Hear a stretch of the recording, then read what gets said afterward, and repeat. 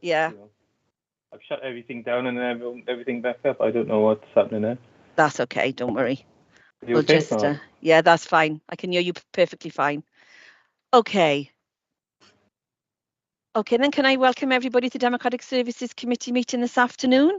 And if I can first of all say that this meeting is being live streamed and will also be recorded for archive purposes. So it'll be placed on the web for those who wish to view later the recording of the meeting.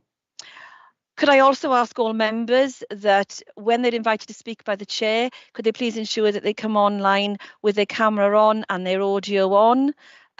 Throughout the meeting, you don't have to remain on unless you're actually requesting to speak and you've been invited by the chair to speak.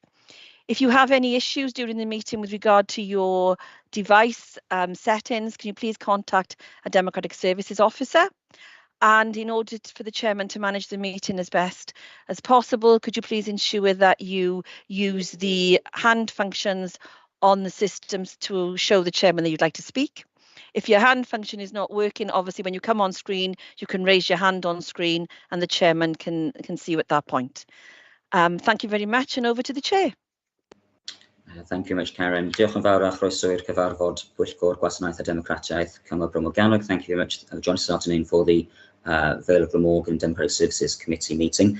This afternoon we'll be dealing with three substantive items regarding the Independent Remuneration Panel for Wales Draft Annual Report and Consultation, the 2022 Council Member Induction and Development Programme update, and the timing of council meetings. Item 1 today is apologies for absence. Do we have any apologies for absence? I received one from Councillor Perks. I believe everybody else, almost all other councillors are here. If anybody else wants to raise one at a later point, then please report that to the Democratic Services Committee. Item 2 is the minutes of our last meeting in July. Members will have been sent an amendment to those minutes earlier today on their council website address. It's relating to page 208, and it's an amendment to the response that was provided to Councillor Neil Thomas, who was inquiring why old mobile phone numbers have not been able to be carried across to their new mobile phone devices. I'm not going to read the full amendment to this afternoon. The amendment refers to the answer that was given at the time, which is it was not possible to transfer those numbers across due to the timescale in which the member induction was going to be taking place the following week after the 5th of May elections. Subject to that amendment, are there any other amendments that people wish to make to the minutes as there, or would somebody like to propose them as a true record subject to the amendment that's been provided to people? Move the minutes. Second the minutes. Thank you very much. Item 3 is the declaration of interests under the Council's Code of Conduct.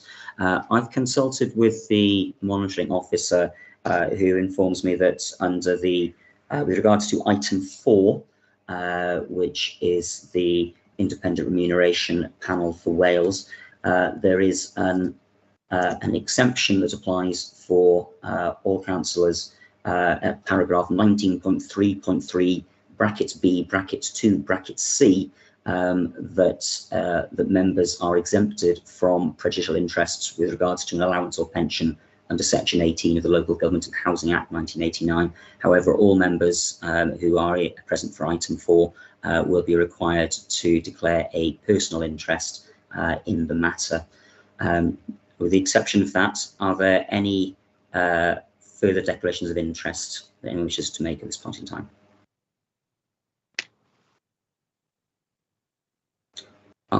Councillor Carroll. Just to clarify then, Chair, do we have to formally declare that, or will it be taken as declared? I'm happy. It's up to, I don't know if the Democratic Services Committee officer wants to make any comment, but I'm happy that it's a reply that refers to everybody. We will all have to complete a form afterwards, which notes that. So that will be prepared by the Democratic Services Committee and forwarded to you. Okay, thank you. Mm-hmm. Okay, thank you much. So if we move on then to item 4, which is the Independent Remuneration Panel for Wales Draft Annual Reports 23-24 and the consultation, and I believe that's being taken by Jeff Rees, the Democratic Services Officer. Thank you, Chair.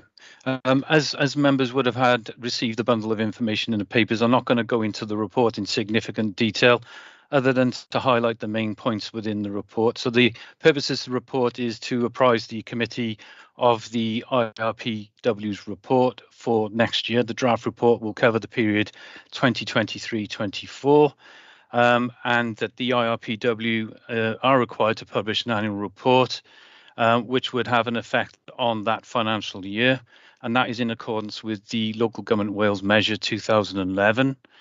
Any representations on the draft annual report will be submitted to the IRPW by the deadline of the 1st of December 2022. As an aside, all members were emailed by myself back in October 2022 with the link to the IRPW site containing the annual report, and it included the consultation information and the ability to respond by the deadline. In terms of the annual report itself, this contains 6 determinations for the next financial year. All will reply to this council, town and community councils, and where relevant, fire and rescue authorities and national park authorities. The specifics in terms of the IRPW determinations set out in Appendix A of this report, and in real terms, the effect will see the basic salary rise to £17,600. That's about 4.75% increase, and that will take effect from the 1st of April 2022, and that relates to determination number 1.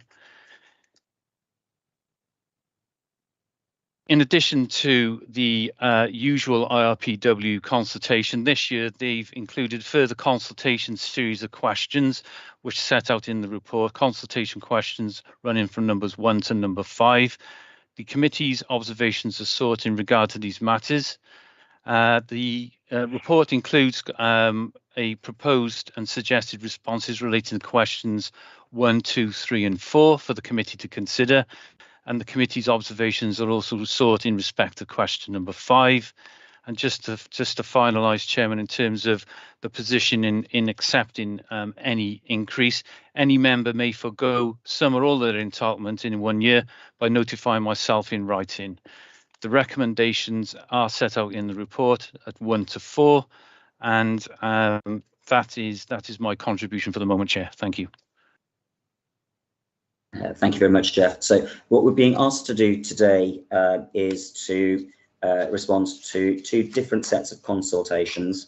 One of them is in Appendix A, and that sets out what the determinations are, but also that the authority makes no comment on the determinations that have been made there. So essentially, we're being asked to agree a no comment position, but the IRPW make their decision without us making further comments. But then we're also being asked with regards to a series of questions and the part of the consultation on the draft report. First of all, before we go into sort of the detail on this, does any member have any broader comment that they'd like to make regarding the IRPW draft annual report? Councillor Marnie? Yeah, I've taken part in their consultations before. You might remember a couple of years ago we had a face-to-face in the county buildings there, when I, and to his credit, Vince Driscoll alongside me said there should be no pay rises. It doesn't make any difference what we say. They'll just carry on just as they all do with their mock consultations. So it's very disheartening that how do you actually protest against these things or stop them? You don't, do you really? Doesn't seem to be a general will amongst councillors in the past, in my opinion. So we'll cop for what we cop, I guess. Okay, thank you, Councillor Marnie. Councillor Haynes? Yes, a couple of points, if you don't mind. Firstly, obviously, if this is ever brought up, it will always be the statement, well, you don't have to take it, and this would be said in a public meeting. But it's more, we should be more mindful of how it is perceived as councillors, that with the members of the public, and particularly in the current situation. So taking that on board, I personally think the question, particularly question 1, should have an extra option to it saying, would you like to break the link for 1 year? In other words, would you like to not just take it for 1 year so we can consider the fact that we are heading towards quite a desperate financial situation for some people. Thank you. Thank you, Councillor Haynes. Councillor Carroll? Yes, I mean, my take on it would be, first of all, I do support the idea of this being an independent process. I think that's incredible. That's the right way to go about setting pay for elected members. That said, I am disappointed that the IRPW haven't paid greater regard to the rather extraordinary circumstances in which we're in, and whether it is appropriate in the current moment to be increasing councillors' pay. I mean, I would suggest the answer to that would be no. And I think that, in my view, it would be helpful to, as part of the consultation process, express that view and hope that the board take it into consideration. Thank you very much, Councillor Carroll. Councillor Goodjohn? I just wanted to ask Democratic Services officers if there will be a confirmatory report and vote on accepting any IRPW pay rise in future, or if the consultation here is going to be the only chance we have to have a say on it. Jeff, do you want to explain the process to Councillor Goodjohn? Certainly, Chair. This is the process for consulting. So this is the one and only occasion. Every year, this is the process that the IRPW undertake. All authorities across Wales are bound by the determinations. It is a matter of personal choice whether a member chooses to take up those increases or not.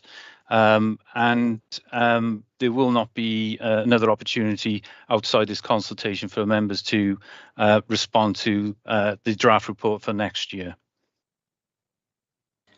Thank you much for that, Jeff. Does that answer your question, Councillor Goodjohn? Certainly, it's much appreciated. Yeah. I was going to say that obviously there's two different processes going on here. So one is that members have been emailed and allowed to make an individual response. So if you do that, the deadline is the 1st of December. The other is the question of whether how this committee wishes to respond to the proposed determinations or not. The suggested response is a no comment. But we can have a discussion on that in a moment. Councillor Hanks? Thank you, Chair. I was just going to ask Jeff if he could enlighten me on the mandatory wording that's come in for town and community councillors. The word mandatory is there now. Have they got to take that money, or can they still refuse it? I would not looking. I mean, in terms of town and community councils, it's not my area remit. Oh, so sorry. It's principal councils, but I would imagine that the spirit and logic would go to the fact that in this authority's instance, we're obliged to adhere to the IRPW determination. So I think it's an extension to town and community councils. And again, I would have, I think the issue is for town and community councils is to respond to the consultation for clarity. And I think we have done that, but we haven't heard back yet. Yeah, and perhaps ask whether the foregoing rule applies to town councils and community councils in terms of personal choice and not to accept it or otherwise. So again, it perhaps is a matter for the clerks of town and community councils to raise with the IRPW Secretariat. Okay, sorry, Chair. Inappropriate question. It's a perfectly appropriate question, I think, Councillor Hanks, about how this operates, but I think it's probably better asked to your own town council clerk about that. Obviously, the response to any consultation will actually be in the final report that comes from the RPW, which is, I think, due to be appearing around February time. Councillor Thomas? Yeah, thank you, Chair. If it helps, Councillor Hanks, Penarth Town Council discussed this at their meeting the other night, and it's mandatory, I think, that the council should offer that this money should be in consideration. It is then up to the members within that council about how they deal with it and whether the individuals take it or whatever. The mandatory applies to the council, not to the members. In terms of the IRPW recommendations, I think the key word here is independent.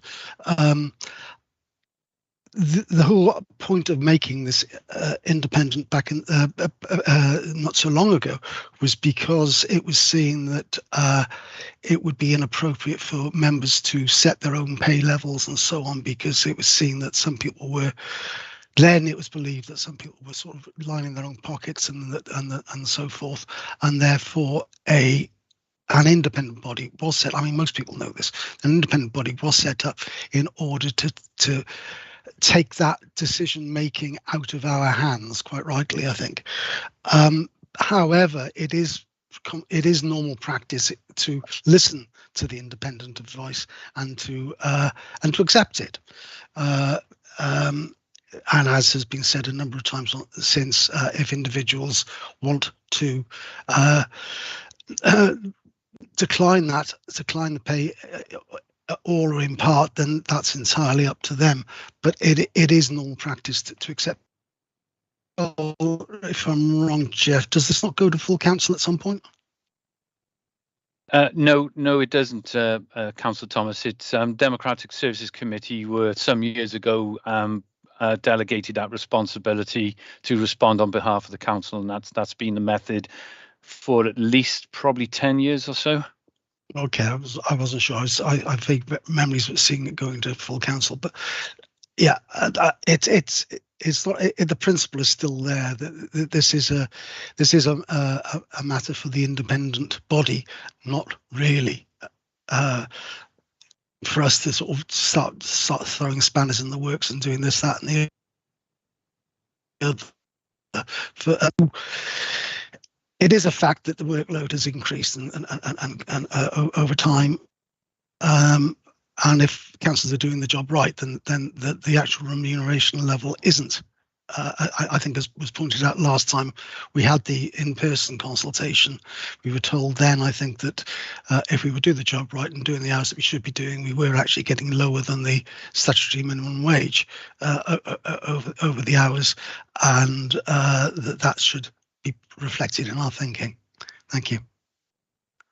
Thank you very much, Councillor Thomas. I see Councillor Carroll's got his hand up again. Is around the general discussion here?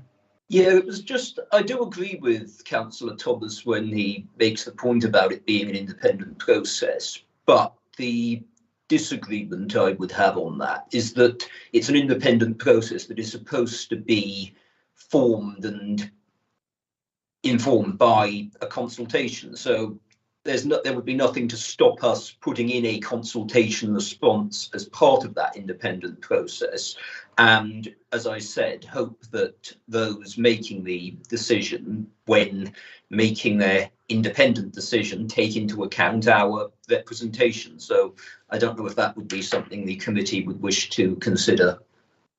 Thank you much for that, Councillor Carroll. I think more than half of the committee, I think, speak on this matter and discuss it from a range of perspectives, including the independence of the panel and the flip side being the situation, the decision of councillors to forego. In terms of what we have in front of us, I want to go to Appendix A first, because that's I think is the main point that we should be discussing. So the recommendation from the Head of Democratic Services for each of the determinations is that the authority makes no comment on the increase. So effectively takes the position that the independent remuneration panel is making the decision, and we're not going to seek to influence. I'd be interested to hear committee's views as to whether any alternative to that, that the authority makes no comment on the increase, should be included here. If somebody wants to either put a suggestion forward or alternatively, we can agree the line that is here. I'd be interested to hear committee's thoughts.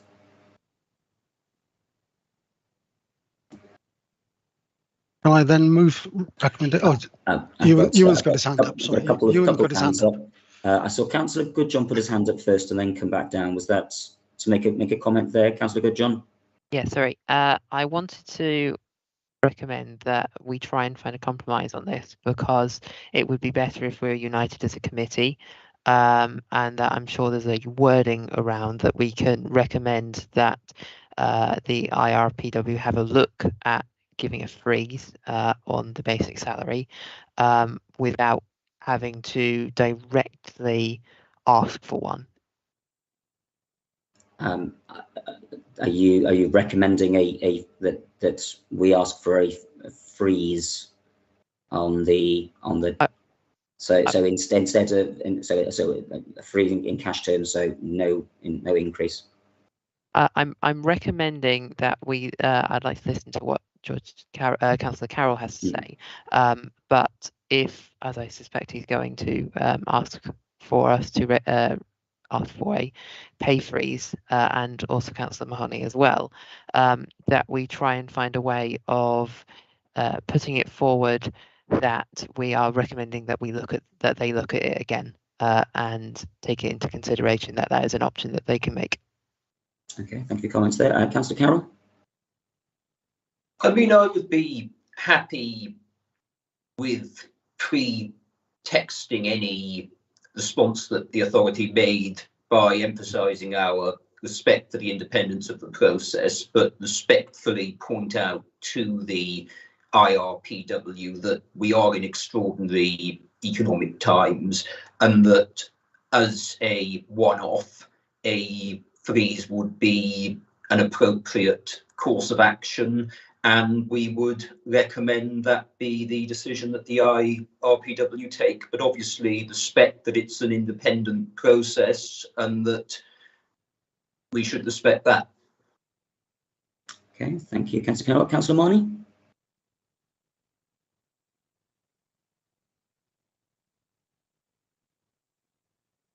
You're muted, Councillor Mahoney. Muted. My apologies, I'm sorry, I caught myself out there. Yeah, it's not very well pointing out that people can take a freeze, not freeze, refuse to take the rise, if you like. It's on public display on the council website. I refuse to take every single pay rise during any given term. But what actually happens there is that you may have a certain person such as myself or one or two others, but the whole point is everybody else, or the overwhelming majority of people, just carry on to take them and they're, oh, it's independent, oh, nothing to do with us, gov, honest, sort of stuff. Well, that's not showing solidarity with the public. That's not putting a freeze on it. That's a different matter. That's an individual or two making a principled stand if they feel that way. So, I don't know the overall feelings of this committee here, but I would like to back up any proposal, if it's passed by majority here, that we propose that given the circumstances that the country's facing and the public's facing, that we propose a freeze. And as I say, that cuts out the individual, the old principled individual refusing to take their rise, which means nothing really in the general scheme of things, while everybody else is taking it. Thanks. Thank you, Councillor Mahoney. Councillor Haynes. Thank you, thank you, Chair. I'd just like to agree with the last two councillors speaking. We've got to show the public that we understand. It's not really about the money. On the wider scheme of things, our increases affect the budgets very little. But it's about showing the public that we understand the problems they're through. And as Councillor Mahoney said, saying, oh, I'm not going to take it, doesn't really show the public. And it's the fact that that's even put out there is a cop-out. We need, as elected representatives, to, stand up really and lead the way, if you don't mind me saying. Thank you. Councillor Haynes. Councillor Thomas? Yeah, sorry about the noise in the background. Chloe, excuse me a second.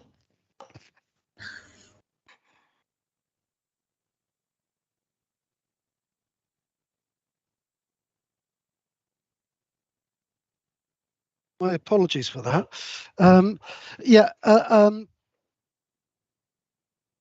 I have sympathy with the views that others are stating in terms of the perception at this particular time when everybody's going through straitened times due to various policies that have been enacted over the last few years.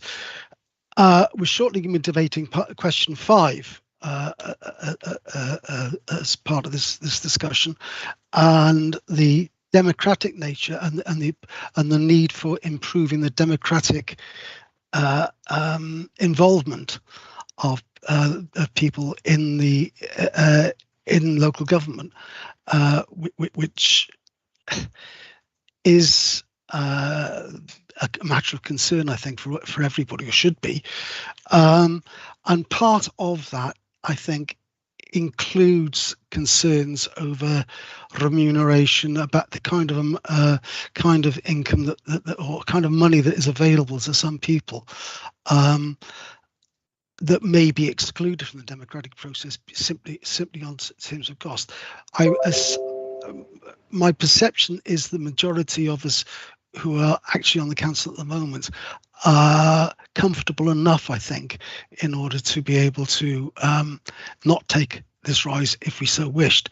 However, there are people who we maybe would like to see becoming involved and standing for election, for whom this could be a major issue. And I would not want to see a bar to people becoming involved in the democratic process because of economic factors. It's a matter of concern, and it's and I mean, I would support the IRPW recommendations. We can see what happens when we discuss question 5 in a bit. Thank you. Okay, thank you very much, Councillor Thomas. I've got Councillor Goodjohn and then Councillor Marnie, and then I'm going to sort of try and draw this to conclusions. There's quite a few different things for us to get through. So, Councillor Goodjohn. I would just remind Councillor Thomas that a temporary pay freeze wouldn't include any new councillors, because there is an election for another 4.5 years, as long as things go as they should. And I would remind councillors that we, as much as we wish to take a principled stand on this, and that is very fair and very righteous, that it's absolutely right that we have a consistent policy on this, and that we try not to deviate whenever possible from one set rule, which in this case is based on the average salaries of people in Wales. However, again, as I see, it seems a lot of councillors wish to recommend that we point out that we should possibly consider having a pay freeze, which I think is a reasonable thing to say to the IRPW. And I think that if we can try and find soft wording for it, that we should seriously consider just pointing it out. And if the IRPW don't wish to take the stand, don't believe that we should have that temporary pay freeze, that we will respect it, of course, as it won't come back, and that we can say that we have once again pointed out, because of the cost of living, to the independent panel, and they have independently recommended that it should not happen, or that it should. Thank you, Councillor Goodjohn. Councillor Marnie. Yeah, thank you. Just in response to many of the contributions, it's business about, we don't want to stop people, they being financially challenged, not being able to take out the role of councillor and all this sort of stuff. Well, I think when I started with this council, we were on something like 12,500, and people still pointing out the councillors didn't get paid. But now I think it's up to about 16,700, isn't it, around that mark? Quite frankly, it's a part-time job in many cases. I'm sure there are no set hours, as we all know. We do what we have to do, however long that takes, quite frankly. People have other jobs. Many people have other jobs. They have part-time jobs. I took a big financial hit to be a councillor from the job I did have, and I've carried out certain part-time jobs since, and I muddle through. I'm not loaded, But as I say, my point is, it's all very well being having one or two principal people, and we can have a look at the stuff on the Vale website to see who does that. But the majority will just carry on drifting along. I feel that a statement should be made. Well, I've made statements in the past out of principle, being subsumed by the opposite view, quite frankly, as everybody's carried on, taking every penny that's offered, is that there should be, I don't know whether of this committee or even put to the full council, where there's enough opportunity to vote for a freeze or the intention of a freeze. I know full well it would still be carried by the rest of Wales, to be perfectly honest with you, on this so-called independent pay review body. So is there a route where either us as a committee can vote to recommend a freeze, if that is the majority view of the people here present at this meeting, or to put to the full council that the Vale of Glamorgan, the councillors, put a motion that there is a pay freeze there? And I think that will flush out the virtue signallers and the people of principle in my particular view, and we'll see where everybody stands, rather than it's nothing to do with us, it's forced on us and all this sort of nonsense, and then the odd principal person taking themselves a pay rise, not refusing to take a pay rise, I should say, which affects nothing in the general scheme of things money-wise. Thank you. Thank you, Councillor Marnie. Obviously, today we're discussing our response to the consultation, and we'll be bringing that together in a moment. I think that the Head of Democratic Services wants to come in, I suspect, just to clarify some of the points regarding how the increase is determined. Is that right, Jeff? Thank you, Chairman. As members will have read from the report, the basis of the remuneration is evidence-based. So the increase has gone through, it takes into account ASH. I just wanted to pick up the point that there seems to be a perception it's a part-time role by Councillor Marnie. What I would simply point out is in the determinations and in the information provided by the RPW, the basic salary is based on 3 days of work. How members work that across the working week, that will be 7 days, because I appreciate not everybody works Monday to Friday.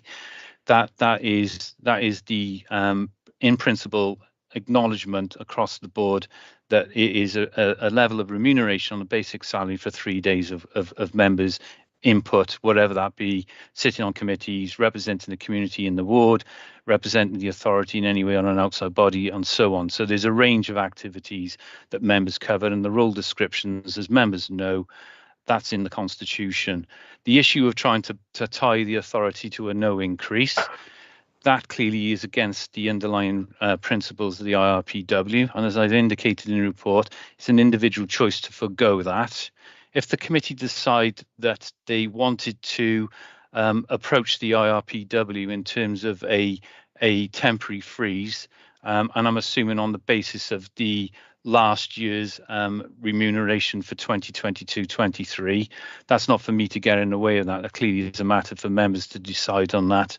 And the response would go to back to the IRPW in effect to that. The IRPW determination cover all councils, so it is a mandatory arrangement. So there would be no ability for the authority to step outside that mandatory arrangement. So I hope that clarifies that, Chair. Thank you very much, Jeff. If we can return to the consultation, there's been a number of comments made suggesting a freeze or some sort of non-increase, whatever that might be in this year. Does somebody want to put forward a motion for that? And there's a discussion then about whether we want to have a vote on something or whether we want to reach a consensus position as a committee. Councillor Marnie. I'd like to see that proposed, but I think in all fairness, I should direct that to the gentleman's name is Good John. I didn't catch his first name, I'm sorry. That perhaps he might want to propose it, as he first mentioned that, I think, and I'd certainly back that up. If he doesn't want to propose it, I'll propose it, that we recommend, even if a motion intent to the Vale of Glamorgan Council, the rest of them, that we recommend a freeze, and perhaps we forward that then to the RIPG, whatever it's called, that as well. Thank you, Jeff, for backing up my words. That is a part-time role with your 3-day comment.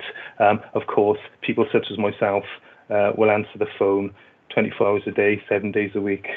So it is a bit of a vague and broad description, but is essentially regarded as a part-time role. I'll wait to see what the other guys have to say now. Just to confirm, Councillor Marnie, I think if I understand the IRPW definition correctly, it's the concept is linked to 3 days of a normal working week wage in Wales, which takes you to currently 16,700 or so, and they're recommending an increase of 17,000, 1,600 next year. And what we're doing here is making our response to the IRPW as the Democratic Services Committee on behalf of the Vale of Glamorgan Council. If we want to discuss that in the Vale of Glamorgan Council, then I think there would be, sort of normal process of putting forward a motion to full council to discuss those and discuss whether that is actually then going to be in order and consider the sort of the restrictions around us going forward. But if we can just stick to the consultation response for the moment, Councillor Goodjohn.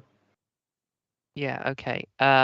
I would like to put forward then that as part of our comments for determination 1, 2 and 3 of the Appendix A consultation responses, that we remind the independent panel that they have the ability to freeze councillor pay for a temporary amount of time before the next election because of the cost of living crisis.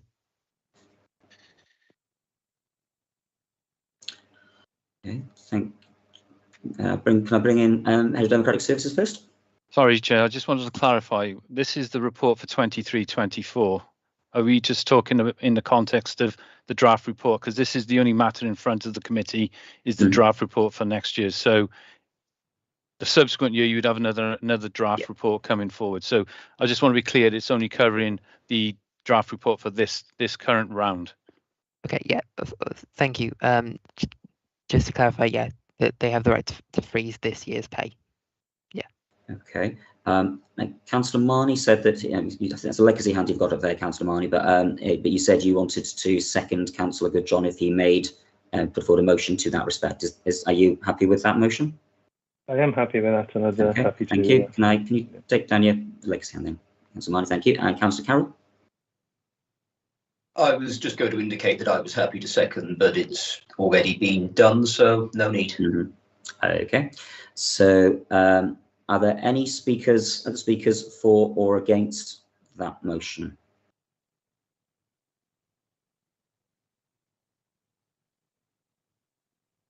Nice. Councillor Carroll? Only to say I'm happy to support it. Okay. So if I just clarify with Councillor Goodjohn, so I mean, determination number 1 is in relation to the basic salary, and you gave a set of words which people have seem to have agreed with. Is there anybody who wishes to disagree with that statement? Councillor Marnie? Yeah, just a quickie. I don't know if I missed something with the actual motion or whatever. Surely that should apply to all the other increases for the committee chairman and all the rest of it across the board, I would say, to be perfectly honest with you. I believe, and I'm sure the Head of Democratic Services will confirm that that for the other determinations, the increase is only in that basic rate salary, and therefore there's no other changes. Is that right, Jeff? The knock-on effect will feed into the senior salaries, Chair. So, for example, I think it's indicated in the footnote of the summary of determination. So, this being a Group B authority, as a consequence of the basic salary being uplifted in line with the proposals by the RPW, the leader's salary will be uplifted as a consequence of that, and that is the figure reflected in the footnote at 59,400, Chair. Yeah. So I wonder if the motion might want to be changed marginally to reflect all increases, but I don't know if that's what you meant anyway. And there's also a question there regarding determination 1 and 2, which are relating to us, determination 3 regarding joint overview and scrutiny committees, and then other ones, or we can go through those as we want. I'll bring Councillor Goodjohn and then Councillor Hanks. Yeah, if I can come on to that, just have the same wording on determination 1, 2 and 3 would cover all principal authority councillor salaries. That includes senior salaries and committee chairs, if just that same wording is applied to all three. Okay, thank you. And confirm that Councillor Marnie's happy with that? Yes, that's fine. We've cleared that up. Thank you. Yep, thank you. Councillor Hanks? Thank you, Chair. I think I'd have to be against the motion. If we're going on recommendations, what happens if it's frozen this year and then it goes up the following year? We could see an increase of 8% or something. I think that looks even worse. So I'd be against this motion. Thank you. Okay, thank you. Any other councillor who wishes to make a comment on this? Councillor Marnie? Well, it's quite simple. You have a lower rise next year, don't you, really? So it's not rocket science. But thanks anyway. I think it obviously, as before, the next year's cycle of reporting would discuss that. So we have, are we going to take a vote on this? Because we obviously have somebody, we obviously have an opposition. Jeff? Or do we want to do we want to have a majority and minority view presented in this consultation report, which is also an opportunity possibility? Well, the issue is that the meeting either for or against it, and whatever the actual decision of the members is the response that will go back to the IRPW. Well, I mean, there's a motion. Yes, simply is whether we're for or against, or whether for or against to put something forward that's more nuanced. Okay, Councillor Thomas. Yeah, I think I should have made it clear. I'm for the IRPW recommendations, and so I would be voting with Sally against this motion. Okay. For what it's worth, I also believe in the independence of setting these budgets. Jeff, as Democratic Services, are you going to take the roll call vote on this? I could simply call out the members' names, and if that assists, Chair.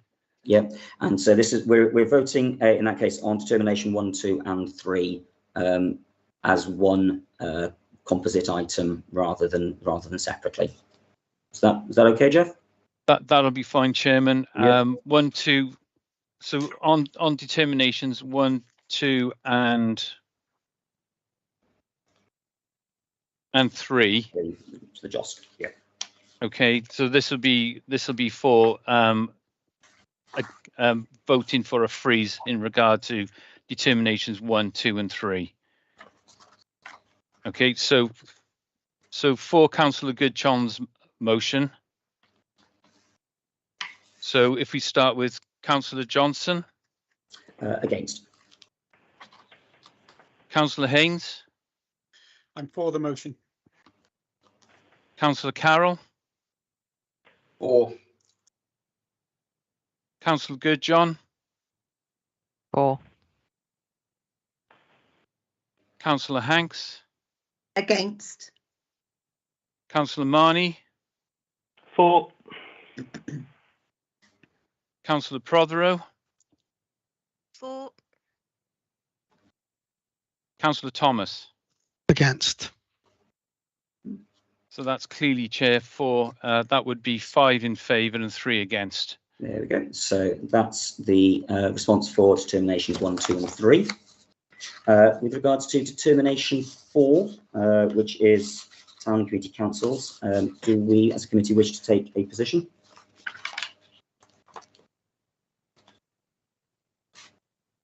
I think that it would be inappropriate for us to take a position. This is a matter for the TCCs, and as I say, Penarth Town Council has already decided on this, so it's too late. Well, I mean, it's our response from the Vale of Glamorgan. Is there any other comments on determination 4 as to whether or not we make a response on that? Councillor Hanks. Sorry, I don't agree with the set payments for consumables for the Vale or the Town Council. I disagree with that. Do you want the Vale of Glamorgan Council to make a recommendation on that, or do you want to say that we make no comment on the increase? I'd be happy to go with What did you say the first option was? Sorry, Ian. Well, either the question is whether we want to make a recommendation as a committee, as we just did on determinations 1, 2, and 3, or whether we want to say, or whether we want to give no opinion. I feel strongly about it that it shouldn't be there, but I'd be governed by Jeff if it's, if he thinks it should be there. But I really don't feel it should be there. I don't know what other people feel, but so maybe we would do a recommendation for that. Yes, please. Councillor Thomas. Yeah. Again, this was a matter of discussion at PTC, and the conclusion there was that the consumables could be reimbursed on production and receipts up to that limit, but only receipted. It wasn't going to be an automatic payment. That was the decision of that particular council. Other councils can make their own determinations, obviously, but that seemed like the way to go as far as we were concerned. I think the main question for me here is whether it's appropriate for the Vale of Glamorgan Council as a principal authority to be setting or recommending terms for town and community councils who are quite capable of making their own response to the consultation. So for me, the question is whether we have this is a no opinion statement here. Do we wish to make an opinion, or do we wish to say that the TCCs can make their own recommendations? Councillor Haynes. Well, I was a community councillor for a long time, and I've always felt I was quite capable of arguing my own case. And I think, again, I also feel uncomfortable that with making a decision for towns and community councils, particularly about money, when some people, these small sums of money can make a difference to them able to perform their roles. So, I personally feel a no comment is required here myself. Thank you. Thank you, Councillor Marnie. I'm not sure what right we have to comment on that. So we're getting paid a certain amount of money. They have to justify any council expenditure to themselves or elsewhere to their own ratepayers, local ratepayers, and who votes for them at elections. So to them to justify any of that, really, which way they feel. I think the last two speakers have both been in favour of the making no comment on the issue. Councillor Hanks, any further thoughts? Yeah, no, go with that. Go with that then. It is community and town councils. I was referring to question 2 in the above. And it does say town and community council. So yeah, town and community council should make. Come back to that one in a moment, Councillor Hanks. Yeah. But I think the consensus there is the authority makes no comment on the increase relating to members of community and town councils. Determination 5 is payments to national park authorities and fire and rescue authorities. Again, the suggested response is the authority makes no comment on the increase. Do we have any comments on that? I believe we do have members of the Vale of Glamorgan, obviously, who are member of fire and rescue authorities. In the absence of any comment, I'll assume that we are endorsing the authority making no comment on this. Yep. Okay. So that's the 5 determinations in Appendix A. We then have some further consultation questions, which are in relation to the draft report, and the LMPW have asked some questions on there. We've been provided with some suggested answers with regards to the report questions, but we may wish to change those as we see fit. Question 1 is that the panel has continued to use the annual survey of hours and earnings, ASH, published by the Office of the National Statistics as the benchmark for setting the basic salary of elected members of principal councils. There is a corresponding proportionate increase proposed for members of national park and fire and rescue authorities. The panel has continued to refer to the last published ASH, which was 2021. Do you agree the basic salary element should be referenced to ASH 2021 data? I obviously draw attention to the response we've just given to determination 1, which was that we wanted to freeze or temporarily break the link for this year. So I'd be interested to hear council committee's thoughts on that, and whether they'd like to, whether people want to endorse the below response, or whether they'd like to draft something different in light of what we've just agreed. Councillor Haynes. Again, sorry. Yes, as I said earlier, in the wrong time at the beginning of the talk, I think there should be an option there in that question: yes, no, or do you want a freeze for a year? Mm-hmm. Any other? Councillor Marnie?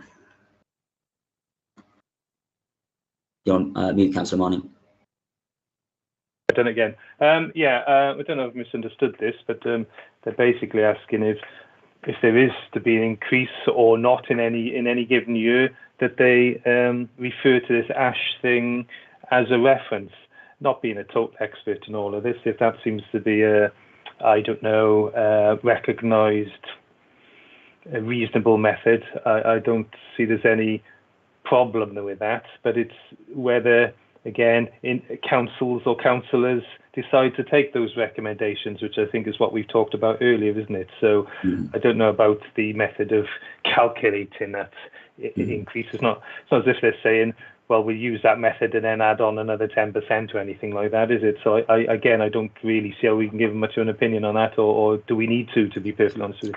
For me, Councillor Marnie, I think it's a question of whether we want to be consistent between the determinations. And the way that the methodology operates is that the ASH survey identifies what is the median wage in Wales, and the councillors' pay is linked to being 60% of that, on the basis that we are supposed to work a 3-day week within the 7. So that's the methodology which the IOPW used to decide how much councillors should be paid.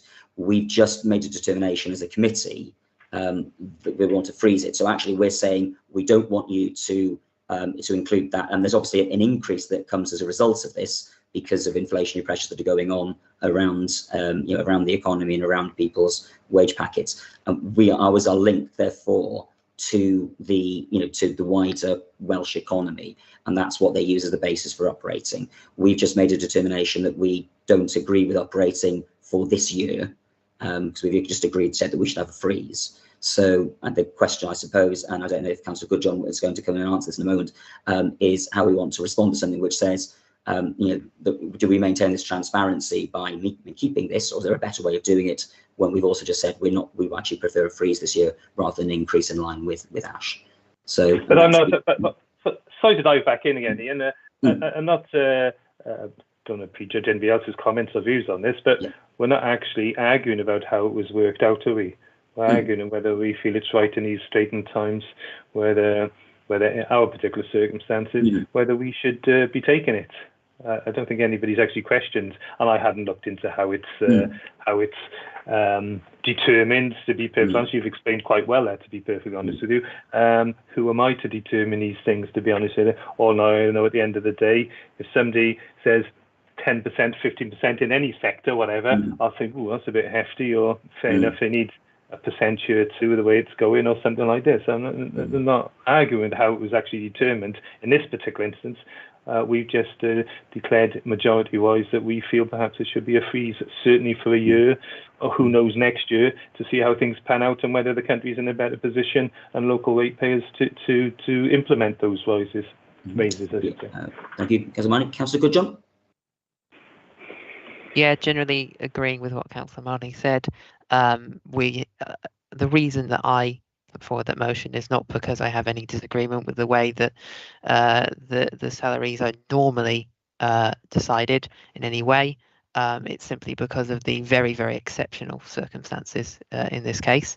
But I completely understand what you're saying, Chair, about having possibly conflicting comments. So I would completely agree with the current comments, but perhaps adding additionally to it that in these exceptional circumstances with the cost of living, that the independent the IRWP should consider freezes when in exceptional circumstances, or something of that nature, just to agree that we are not conflicting comments.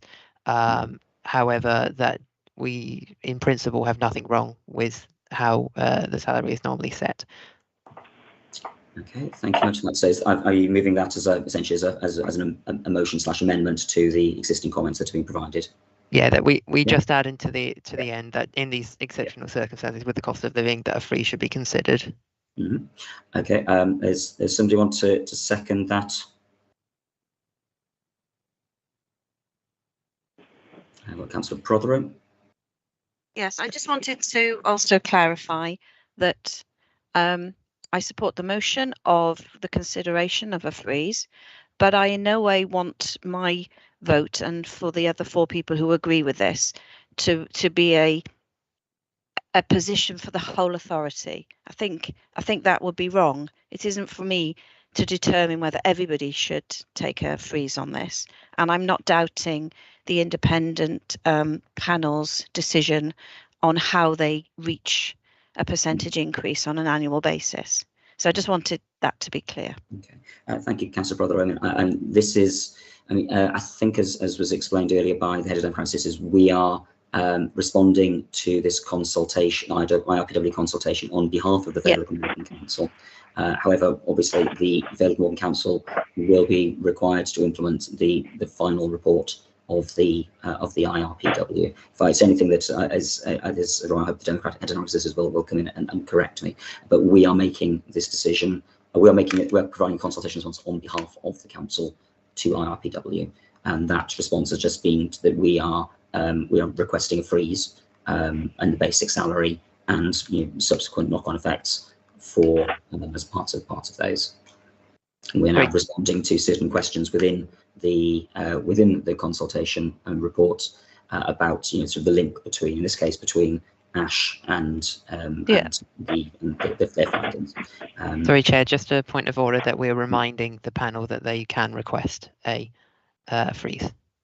Yes, and they can. The panel can reflect. The panel can do what they like. Yes, that's the point sorry, making. that was the response what you're the motion making. was. Yeah. Yes. So can I just clarify if there's a seconder for Councillor Goodjohn's motion? Was that what you were doing, Councillor Prothero, or were you just making a comment at that time? I just wanted to make that comment. That's all. Okay, thank you. So I'm still looking for a seconder for Councillor Goodjohn. Councillor Marnie? Yeah, I was just going to ask for clarification, but that's just been covered there now. Not the questioning the method, not having looked at that closely, but it sounds reasonable to me. I don't know if I did look at it, perhaps, is the fact that we would like to see an introduction, if you like, of a freeze. That doesn't mean if this panel, the panel feels that you need a 5-10%, whatever, is justified. It's a fact that we feel there should be an option to freeze it if enough people think so. Yep. So I'd second that in that case. Thank you. Great. Okay. So that's the seconding for thousands. We already made those comments on the determination. Councillor Thomas. Yeah, I was going to say in relation to this,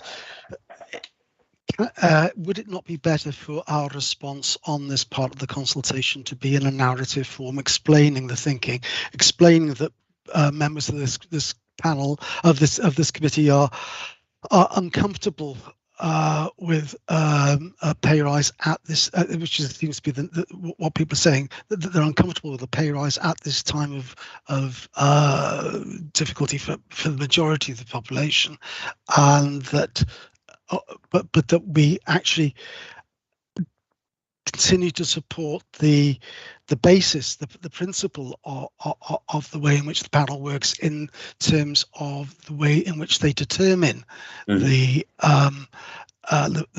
recommended rises, but that the majority of the people in this room are uncomfortable with rises at this time.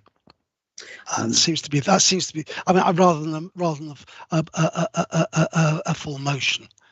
Well, I think what's been suggested by Councillor Goodjohn is to add a sentence at the end of the proposed response here, which covers those same points that I think you've just made there, Neil, around sort of that at this point in time we think a freeze should be considered. And I think that's probably, unless somebody wants to either delete that or actively oppose that, then I think that covers what we want to say here. Any further comment on that? If not, then can we accept the phrase that certain phrase that was used by Councillor Goodjohn and seconded by Councillor Marnie as being appended to the response that's provided here? Councillor Carroll.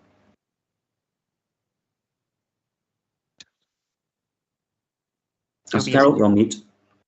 Sorry, pressed the wrong button. Yes, I'm happy to accept that. Okay. Right, so we're up to that. So we're moving on to question 2. Question 2 is the panel has made changes to the payment of costs and expenses of members of community and town councils. Do you agree with the addition of the consumables element? The suggested response from officers is that it's a matter for community and town councils rather than a matter for principal authorities like ourselves. This is similar to the discussion regarding determination 4 that we just had, I feel. Move that recommendation. Yeah. Seconder? Yeah, second it. Councillor Prothero, thank you. Question 3 is that the panel will gather evidence from principal councils to explore whether and how the workload of elected members has changed to inform future determination. So essentially, I think this is asking a question about whether we are doing those 3 days a week out of 7, or how many hours we're actually doing. Are you content the panel should build this review into its future work plan and build the evidence base to support decisions? The suggested answer is yes, that the council supports the proposal. Any review to evidence-based future determination should ensure the basic level of remuneration is justified, appropriate and reasonable. Councillor Marnie. I don't really know how they can determine that, how much or how little people are doing, quite frankly. As I've already explained in my own particular case, I answer the phone literally any time of the day or night, or any day of the week. I might be stacked out for a few days, it might be quiet for a few days, I might get involved in more stuff. How do you determine any of it? I don't see how any outside body can determine what people do. How do they measure that? I would imagine, I mean, and obviously it's up to them how they go about gathering the data, but I mean, it would be fairly simple to get a large range of people to not note down, for example, how much time they're spending on different things, and then you can see what people are doing. I'm not here to speak on behalf of their evidence, reviewing this. This is asking whether that should be built into their evidence-based review, and it might be an interesting conversation. You spoke to Councillor Marnie that you're part of one of the conversations a few years ago around this, and so we're interested to hear what they plan or how they plan to do it. That could be part of our response. I know, but I appreciate what you're saying. Now I've just given my opinion that no, they shouldn't, because I've no idea how they would measure that. And quite frankly, somebody who's working their guts out could somehow, to some crazy measurement, be looked to be doing next to nothing almost, and then somebody who isn't actually doing that must be like we all know what figures and statistics are about in every workplace we've ever been, quite frankly. So I don't see how an outside body, or anybody within the council for that matter, can determine any of that. And I'm just offering my opinion. It's, you do what you do. You're either regarded as a good, hard-working councillor or you're not. Maybe rightly or wrongly, either way. That's life. I don't see why anybody else should be involved in it, quite frankly, in the customer-councillor relationship. I think, Councillor Marnie, the idea is to understand and therefore set a level of remuneration that's appropriate to the amount of work that's carried out by people. And if you remove it, you need to have an evidence base in order to do that, surely. And that would be my take. Councillor Goodjohn. Move the recommended comments. Yeah, we're happy with that. Okay, thank you. Councillor Thomas. Yeah, I'll second Ewan's motion, and simply say that without an attempt at least to establish a basis upon which to make a determination, then the IRPW have got their hands tied behind their back, and they need to be able to, as in the past, you and I and Councillor Marnie were involved in the consultation last time when they came around. We had meetings in Civic Centre, and we all made our contributions then to talking about what we were doing, the amount of time we were spending on scrutiny committee matters, reading the papers, reading whether we're attending other council other meetings within the council and so on, and actually the actual amount of time we're spending, plus all the work we're doing for residents and so on within our wards, and any outside bodies that we may be involved in, and that just gives them the information from each of the individuals, upon which they can then make an assessment of the way in which councillors across the board are doing their job. I'm going to bring Councillor Marley in, but I will say that I think that the comments here are as succinct and to the point as they can be. I know it has been moved and seconded. Councillor Marley. Okay, only a very quick one. Yeah, but the perfect example is I won't sit on any scrutiny committees because I feel they're a waste of time. If people are looking it over and all, I'll say, well, don't go in any scrutiny committees. They won't be reading my full and detailed explanation, as I've given many times, of why I want to do that. So I feel it can be a situation where people can be looked at. I know perhaps individuals won't be highlighting in an overall report. I don't feel that's right. Okay, I'll leave it at that. Thanks anyway. I think we all do our council work in different ways, Councillor Marnie, and I think it's important that the IRPW are able to build an evidence base that goes across all the principal authorities to how they draw their recommendations. This has been moved and seconded. In the absence of any other opposition, then I'm happy to move forward with that. Question 4 is, we have significantly reduced the size of the report this year to concentrate on key decisions made and intend to make more use of the website, provide easy to use guidance to users. This approach is also in line with our efforts to respect the challenges faced with protecting our planet. How would you like to access information and guidance from the panel? Choose all that apply. There are a series of suggestions here from the IRPW, which includes summary report with links to detailed guidance, easy to use guidance notes, frequently asked questions, website, social media, information events, other, and if other, please specify. And we have a suggestion from our officers. The committee may feel that all of the above options are welcomed. However, the committee may also want to suggest to the panel that making available appropriate user-friendly guidance notes should be supplemented with frequently asked questions, and that they are placed on a prominent page at the IRPW's website. So we have a series of suggestions from the IRPW and also from our own officers. Is there anything that people are there either agree or substantially disagree with? Councillor Haynes? I'm just saying that there's nothing there to disagree with. They'd ask him, how would you like to see the information? Please tell us. I think it's a perfectly acceptable question, and we should just go with it myself. Okay, thank you. Councillor Thomas? Yeah, I agree with Councillor Haynes, but I would like to see more information being put out in a more accessible form, simpler English, simpler language.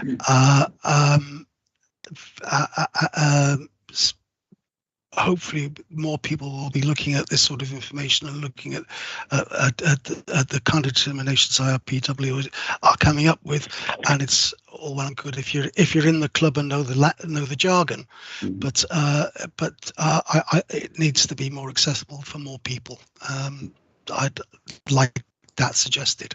Thank you very much, Councillor Thomas. I'm sure that can be included in the if other. Councillor Hanks? Thank you, Chair. I was just going to ask Jeff, would it still be emailed to us, these reports? Does email come under social media?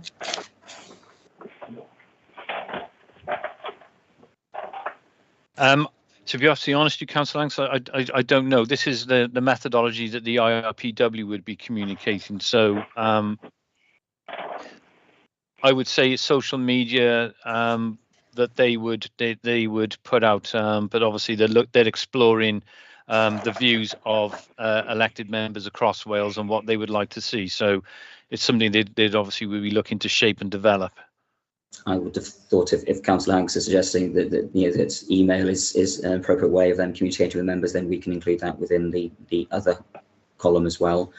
While we're here, Jeff, one of the recommendations that we have is about the IRPW reconsider amending the new format, because they've made some changes which have maybe been less useful.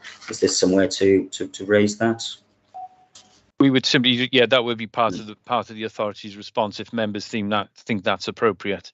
It's just an observation. I was going to bring the committee back, as the determinations are 6 determinations, and determination number 6 is that all other determinations from the current year will apply in 2023-24.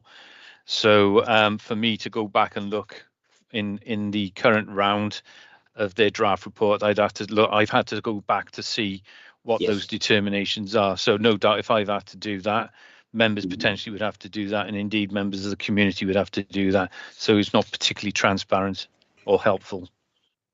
Okay, thanks so much for that. So that's going to be one of the recommendations. So we'll leave that from here, but we've got the 2 comments from Councillor Thomas and Councillor Hanks to include in the other section. And other than that, we support all of the different methods that they're suggesting.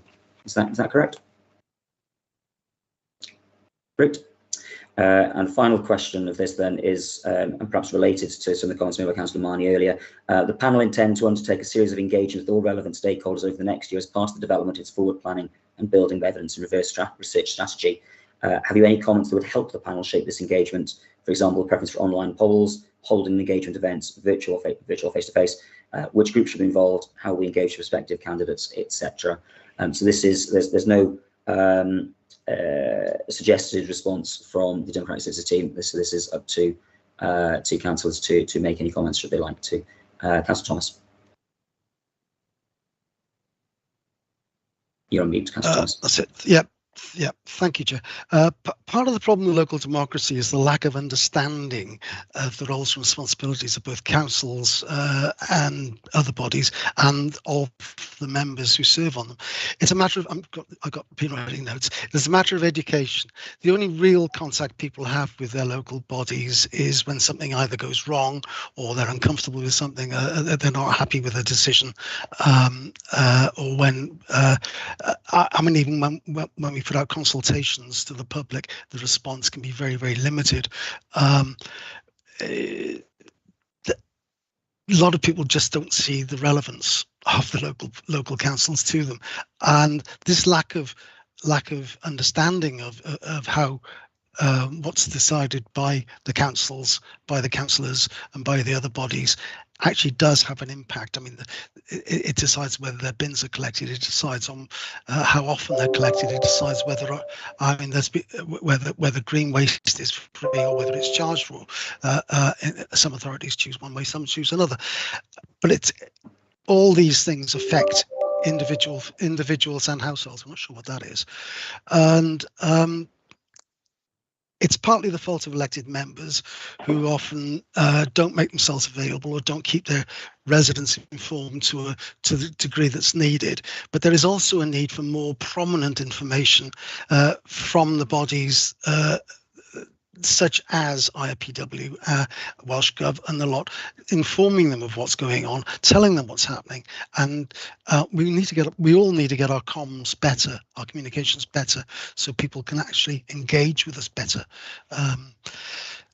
That hopefully will encourage more people to then become involved in the democratic process, and maybe we'll get more candidates, and we won't have seats that hardly, if at all, I'm aware in parts of Wales many seats are completely uncontested, and that's wrong. We need more people getting involved. Thank you. Okay, thank you very much, Councillor Thomas. Any other comments, suggestions on how the IRPW could better engage with? Okay, if there are no specific comments, then I suppose we leave that. If there's anything there from Councillor Thomas that's useful, and that can be utilised, but otherwise there's nothing else coming here. I think it's broadly that the IRPW should use a broad range of methods to engage with elected members and with other relevant stakeholders, which should include face-to-face and should include digital means, dependent upon the level of engagement which they're seeking at that point in time. Would councillors be happy with that? Yeah, great. Thank you very much. In that case, having completed those, we now move back to the recommendations for this item, which were that the committee note the Independent Remuneration Panel for Wales' draft annual report proposals. The committee considers and agrees the proposed draft responses to the consultation questions set out in paragraph 3 of the report, with the committee's views being sought in regard to consultation question 4 and 5. That the committee approves the draft response to the IRPW determinations as set out in Appendix A to the report. And Jeff, did you want to make further comment on determination 6 here? Just for the committee's note. Only that the committee should be aware that the determination 6 essentially reapplies what is in the current year for next year. So that's matters relating to subsistence allowance, travelling allowances, cost of care provision, things like that. So they are just simply carrying forward into 2023-24 from the 1st of April. Which is effectively a freeze. Effectively, it is the same. Yes. So I suppose the committee acknowledges that the determinations will be as in the current year for next year in regard to those matters.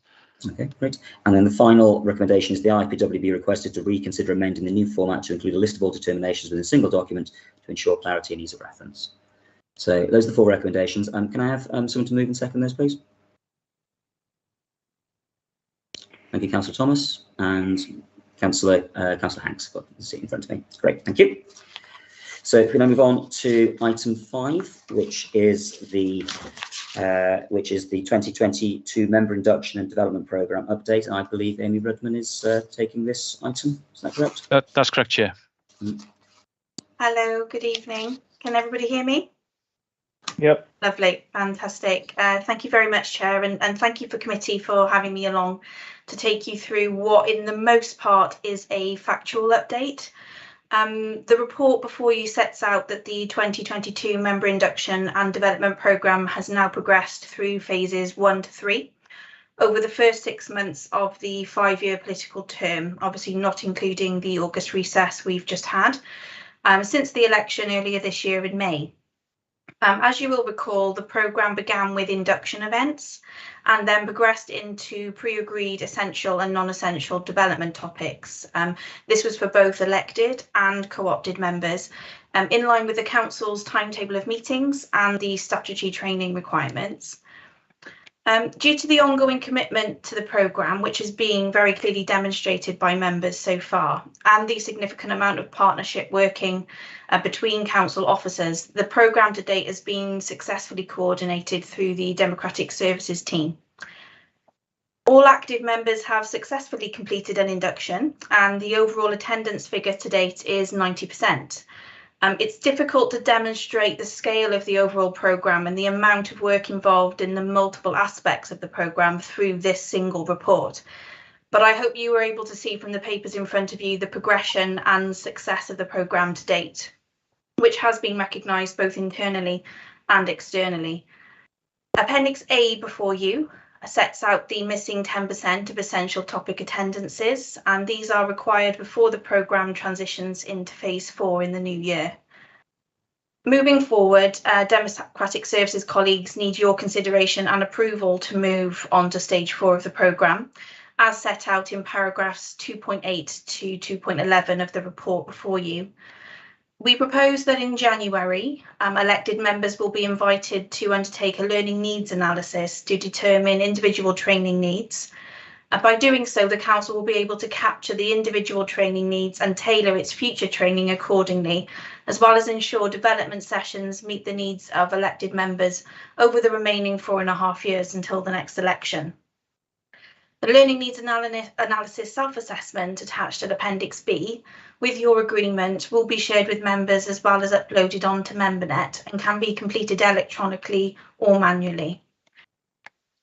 The proposed timetable for the Learning Needs Analysis exercise in simple terms is publication in January, assessment of results in February, the results then collated into a findings report in March, and then a findings report presented to this committee at its April meeting next year. As well as the findings of the Learning Needs Analysis self-assessment exercise, the April committee report will also incorporate feedback received from members collated via the electronic post-session feedback surveys that have been emailed to members after each development session, as well as previous comments raised by this committee at its July 22 meeting. I'd like to end my presentation of the report there, if I may, Chair, and draw members' attention to the recommendations within the report that I hope are self-explanatory. And Jeff and I welcome any questions or comments. Thank you. Thank you very much, Amy. I'll just clarify, are you looking for feedback on Appendix B, the Learning Needs Analysis self-assessment, or are you looking for us to agree that as a document rather as is? Both as a combination, Chair, if you don't mind, because obviously we're asking for your agreement to publish it in January, but I appreciate that you will, as part of your consideration, you may have some comments on that as considered before you approve.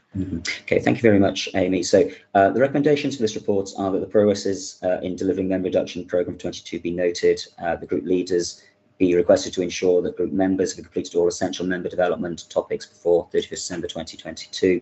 That the draft learning needs analysis self-assessment attached to Appendix B be approved and emailed to all members as well as uploaded to Membet in January 2023, and that a further report be presented to the committee on the results of the learning needs analysis self-assessment exercise in our meeting in April 2023. Obviously, we're meeting in February 2023 as well, but they won't have been completed in time enough to do that. So I think the main topic here is the learning needs analysis self-assessment.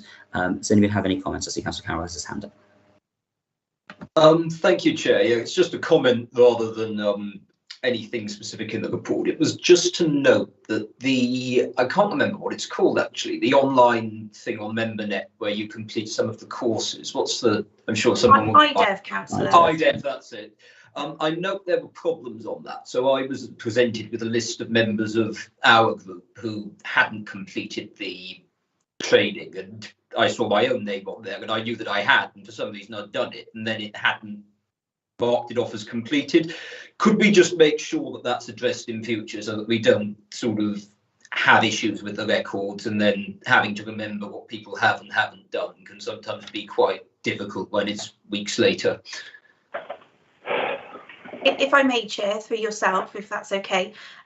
Thank you, Councillor Carroll. Yes, we fully recognise and acknowledge what you're referring to there, and I hope it comes to some comfort to you that I'm actually in the process of drafting, if you like, a lessons learnt document, which is things that we have discovered through the process of delivering the member induction and development programme, that we will then obviously be able to improve upon, certainly for the 2027 process, but election, but also in the near future. As you're fully aware, the IDEV system is not operated through the Democratic Services team. It's a separate team, but I am working with my colleagues on a regular basis to try and improve any recurring issues that I'm being made aware of through members. I'd also just like to point out, Chair, that obviously the refresher courses in the future, that would most likely be operated through the IDEV system. So we do have a joint, both myself and members, obviously we both need this system to be working as efficiently as possible in the near future, but also most definitely for the 2027 round. Thank you, Amy. Does that answer your query, Councillor Carroll? Yes, thank you. Yeah, thank you. Okay, so lessons learned on IDEV. Councillor Haynes.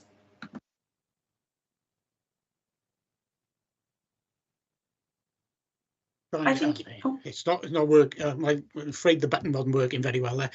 Thank you, Chair, and I appreciate this is going to be slightly off topic, the report, in truth, but I think this report is a missed opportunity to look at the wider training. I thought a lot of the training, and I appreciate all the work that's gone into it of all the officers, but I do think the training, there was too much in a short period of time, and that could have been addressed in this report. And also, some of the training was off topic, more off topic than this statement I'm making now, and as such, it just used up a lot of members' times. And I think this report could have been an opportunity to improve the quality of the training as well. Apart from that, not much to comment on the report. Thank you. Thank you, Councillor Haynes. I don't know if Amy wants to comment on that, on how some of the member feedback is going to be picked up in future reports. Yes, if I may, Chair, thank you. I completely respect what you're saying, Councillor Haynes, and I do appreciate that obviously it is a very intensive period, especially the first 6 months after the election, which is what the programme has been so far for elected members. I do fully appreciate that it is a big commitment for everybody who is elected. In terms of using this report to feed back on the sessions, that was a consideration for us when we were writing the report, but because there was a significant amount of work that needed to be done for looking at the feedback that members have given us, not just through this committee, but also the session feedback, and also the learning needs analysis that we knew that was coming up, which is set out in this report. We thought that you as a committee may find it more useful to actually start talking about the sessions and the structure of the programme when you can see all of the comments and feedback all in one place. I do apologise if you feel like there is a missed opportunity, but I just wanted to offer you some reassurance that we do want to actually have those discussions with you. But when you've got all of that feedback together from obviously other members that are not necessarily on this committee as well, we thought that might be more helpful for you. So I think then, therefore, we will be having a slightly more detailed discussion on this at a later date, but that this is an update report being presented to us. Is that what I understand this?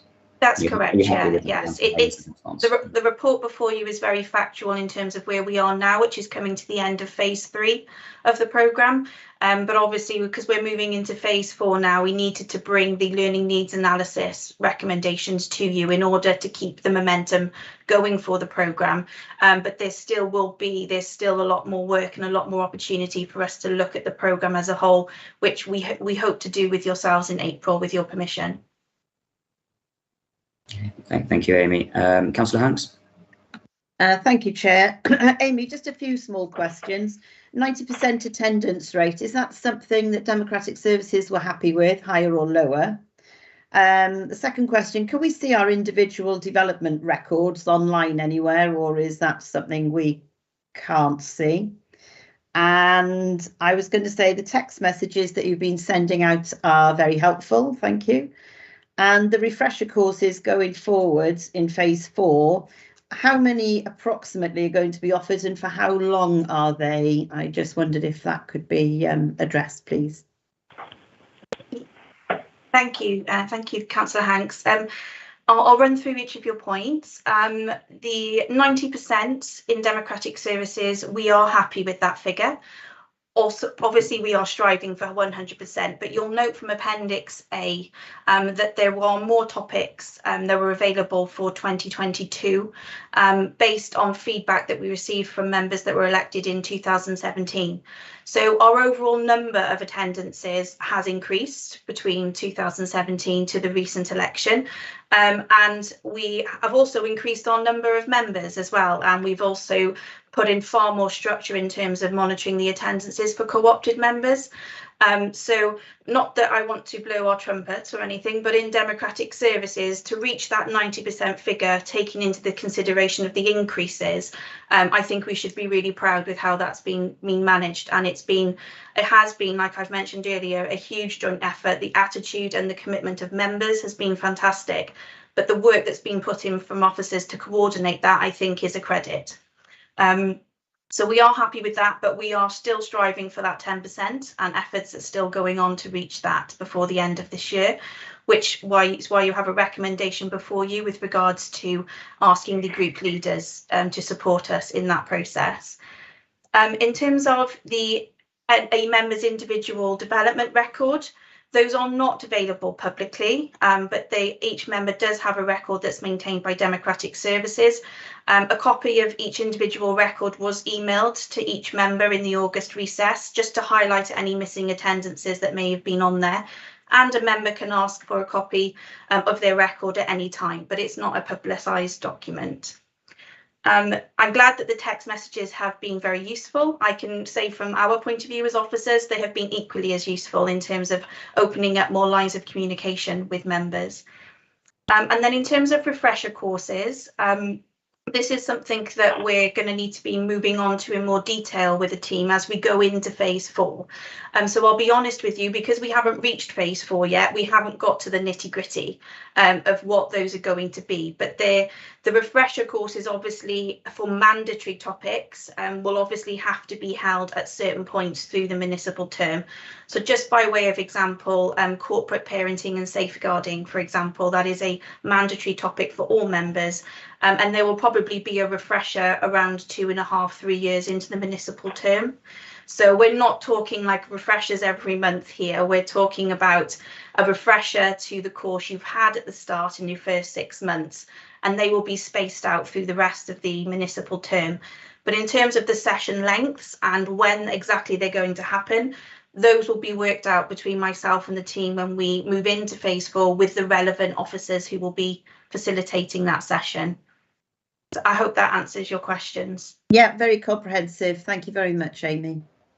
Thank you, Amy. I think the individual development records will be helpful for councillors when either looking towards their personal development reviews or writing up their annual members' reports at the end of the municipal year. So I think it'd be a good time to refresh people's memories as to which courses they did and how many of them they've managed to attend so far. I can see Karen Bowen with her hand up. I was going to bring Councillor Marnie in, but Karen? I only just wanted to point out, Chair, that for all members, whatever courses they feel they would like individual refreshers on, we can actually look at doing those sessions again. It could be on rules of debate. It could be on anything that they feel, the roles and responsibilities for the scrutiny. We can really look at those again for those new members who feel they would like a refresher sooner rather than later to contact us, and we can arrange sessions. It's how really they are training. They must look at their training needs and let us know, and we can do the best we can just to accommodate that. Great. Thank you, Karen. Councillor Marnie. Yeah, I must apologise in advance if I'm being a bit dense here, but am I to take it this self-assessment thing, which is this form with the green headings at the end of the document there? We've expected to fill it in after, well, I say expected, are we forced to fill it in after Christmas or something, or have I got the wrong end of the stick on all that? Amy, do you want to answer that? Jeff? No, go on, you answer it. Nobody will be forced, councillor. Everybody will be given the opportunity. So all co-opted and elected members will be provided with a copy of that learning needs analysis. They will either be able to complete it electronically. So what you've got in paper form for you in your papers tonight will be created into electronic form. Also, the paper version will also be available, so a councillor can choose how they'd like to complete that. Everybody will be provided with that opportunity, and obviously it's up to them to feedback. As Karen pointed out earlier, it's for every member to take their own responsibility for their learning, and if they wish to raise anything, that is a mechanism for them to say, actually, I think I'm missing a little bit of knowledge here, or I've heard about another course that's offered somewhere else, which I think could be good, or these are the ideas I've had, or I went to this session and actually I was hoping they would touch on this topic, but they didn't. So it helps us to identify any sort of gaps in the learning. So everybody should be given that opportunity in equal rights, but obviously we will can only deal with the feedback that we receive. That's fair enough. So you don't have to fill out if you don't wish to, but I quite accept that if people at any time see something or feel they may wish to learn a bit more anything, they give you a shout anyway, can't they? Yes, and if I may add, Councillor Marnie, you'll know from this time round after the 2022 election, we've recorded the sessions that we've been able to offer on Teams. And that's available on the committee hub as well. So, in addition to what Karen was saying earlier, obviously a request can be made of any democratic officer at any time, and we will support that as best we can. But there are a significant amount of paper resources on MemberNet available after the sessions that have happened, as well as recordings of the sessions that have been conducted in-house. So I hope that members feel that they have something to go to if they want to brush themselves up at any point during their political term. That's fair enough. I must confess, some of those courses, the ones I had to do after the election, I felt the format of some of them are just ridiculous. Multi-choice question stuff, as usual in multi-choice. For some reason, people feel obliged to shove in two ambiguous answers sort of stuff. So you're then trying to press things, and it'll stop you doing it, and then you're going to go back, and you go back to the whole thing again. I thought they were ludicrous, to be honest with you. There was some useful information there. I'm certainly not denying that. It was tidy, but I thought it's a ridiculous format. They got you tied up. Oh God, how have we got that wrong? And it was just, as I say, a multi-choice question should be abandoned. You either know the answer or you don't. And to have several ambiguous answers in there to force you to keep going back and forth, because it won't go any further forward. And then there was all sorts of technical difficulties. I think already been touched on. I think I heard George Cowell mention something about that and stuff. I wasn't impressed by that at all, or much of it, I should say. For yourself, Chair, if you don't mind me just quickly clarifying, are you referring to the IDEV courses, the electronic ones in that one there, Kevin? Okay. Thank you very much for that. Thank you, Councillor Marnie. I think again today we've heard some comments and feedback from members of this committee regarding their experience of the of the training. So whilst I appreciate that this is an update report, hopefully those again, like the comments from July, will feed into the the later reflections upon how this process has operated. For the purposes of tonight, I think the main issue is that we are happy with moving forward with the learning needs assessment, learning analysis self-assessment, which we sent out to members in January. They won't have to complete it, but by completing it, it will help Democratic Services to understand where councillors' learning needs are required, and that will help them with organising the calendar as we go forward and prioritising those which are in most need. So if there's no further comments with regards to the that learning needs analysis self-assessment, which is at Appendix B, then can I ask this committee to agree with 4 recommendations which I've previously read out around noting the progress of the member induction programme of 2022. The group leaders requested to ensure all group members have completed essential member development topics by the end of this year, 31st December 2022. The draft learning needs analysis LNA self-assessment attached to Appendix B to the report be approved and emailed to all members, as well as uploaded to the membernet in January 2023, and that a further report be presented to committee on the results of the learning needs analysis self-assessment exercise in April 2023. So if we're happy with that, can I have somebody move that, please? Very happy to move it, Chair. Thank you, that's thanks. And I'm assuming that's Councillor Haynes seconding it, or wishing to speak? Yeah, seconding it. Seconding, great, thank you very much. In that case, we move on to our final substantive item this evening. Thank you very much, Amy, for your time tonight. Thank you, committee. So item 6 then is section 6 of the Local Government Wales Measure 2011, timing of council meetings, and that's been taken by the Head of Development Services, Democratic Services, Jeff Rees. Thank you. Thank you, Chair. In short, Chairman, this is a report in front of committee seeking the committee's approval in regard to the draft survey attached to the report in relation to the views on the timing, length and frequency of meetings of the authority. This is a requirement as a consequence of the Local Government Measure 2011. The report also states the guidance around what should be considered in terms of the authority's position in regard to its meetings, and obviously for candidates standing in the election to consider. The statutory guidance is actually attached to Appendix 1 to the report, and just to say that there is currently new section of statutory guidance awaited, which hasn't come through to us from Welsh Government, linked to the Local Government and Wales Elections Act 2021. However, the current guidance as of the Measure 2011 is largely unchanged to that proposed in the new legislation. And as I said, as set out in Appendix 2 is a draft survey for consideration for the committee, and the recommendations seeking the committee's approval of the suggested draft survey are set out in that appendix. Thank you. Thank you very much, Jeff. Just to paraphrase then, this is a consultation that's required to take place around the timing, length, multi-location, etc. of meetings that take place every 5 years now with the new cohort of councillors, and this will therefore impact upon, depends on the results of this, which will be reported back to committee, I think in February 2023, is that right? And that will impact upon the calendar for the following municipal year, or which changes be implemented before then? The publication of the council timetable of meetings is usually in January. So the implications of the outcome of the survey may obviously then have to be reflected with revisions within any draft timetable that gets approved by Cabinet. So I appreciate it's a timing issue. But for clarification, yes.